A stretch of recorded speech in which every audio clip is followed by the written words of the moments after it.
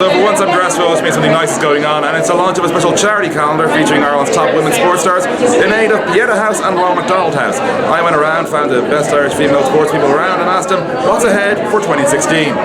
Well, firstly for 2016, obviously January is a big month for basketball, so Cup is our focus. We have quarter-finals on the 5th of December for Glanmire, and we're working towards getting to the semi-finals on the 10th of January and hopefully Neptune Stadium.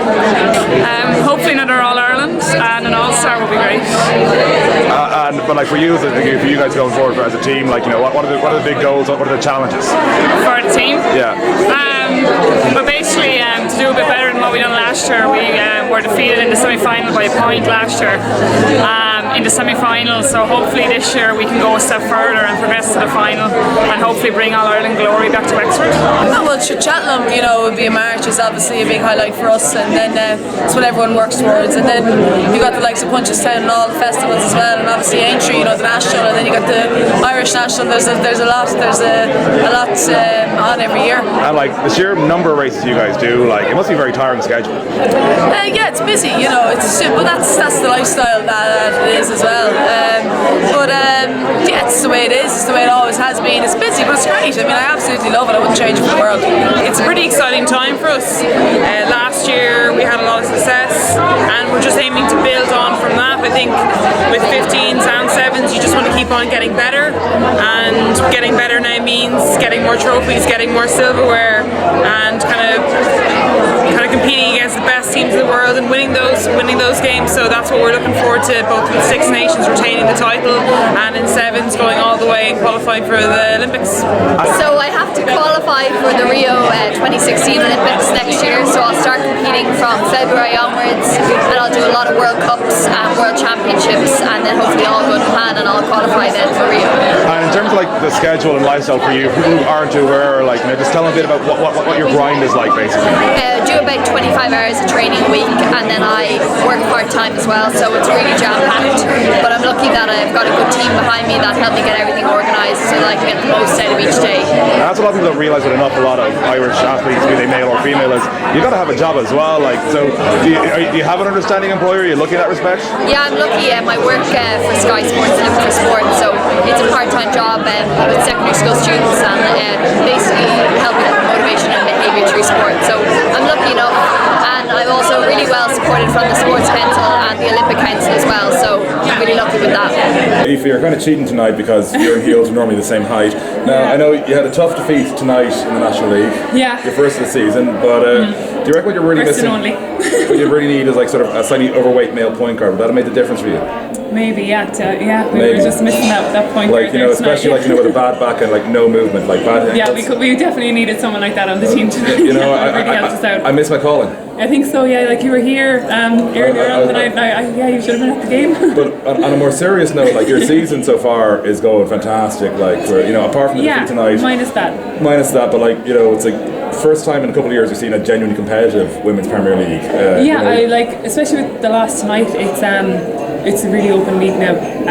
We were 6-0 up till this, and now we're 6-1. Because you look at the standard, like now there's yourselves, there's Glanmire, there's Leicester. Like that's three really strong. Were there as well. Meteors there. That's four really strong teams. Really strong. Like it's anybody's game. Like we're 7 games in, so it's still really early days. Like no trophies are ever won in November. Like, but it's really early days. Absolutely anybody's game. So it's brilliant to have such a competitive league because it raises everybody's game, and you have to play every single game. Like you have to turn up every week in, week out. So it's brilliant for the league, brilliant for the players. We still have to keep winning.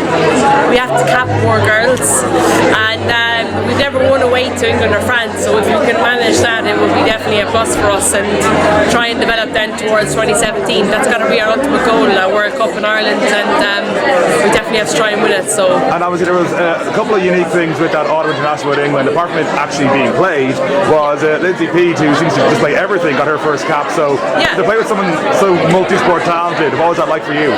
Yeah, look, I think all the girls come from sporting backgrounds, and it's not exceptional. Nora Stapleton played football for Donegal and a lot more like that. So look, it was great for Lindsay and for all the other capped girls. There was 9 in total, so great experience for them to play in England at Twickenham Stoop, and unfortunately not come out the right side of it, but they learned a lot from it. Obviously for you this summer, Ireland come back to international play, and for you having played in the 3x3 team last summer, that must be huge. Yeah, definitely. And seeing them in recently with the Hibernia team, definitely there's more of a grow for all those women out there. Maybe we feel a little hard done by that we weren't as a club team put in there this Europe, into Europe this year. But look, at the same time, the small countries is something to work towards, and hopefully it'll work out. The Olympic Games will be the main goal for this year. I'll be representing Ireland hope to represent Ireland in the lightweight women's double scull. And Tanita, for you, what's the challenge in getting to Rio? Yet to qualify for Rio in May, but I'm pretty confident, and then Olympic Games.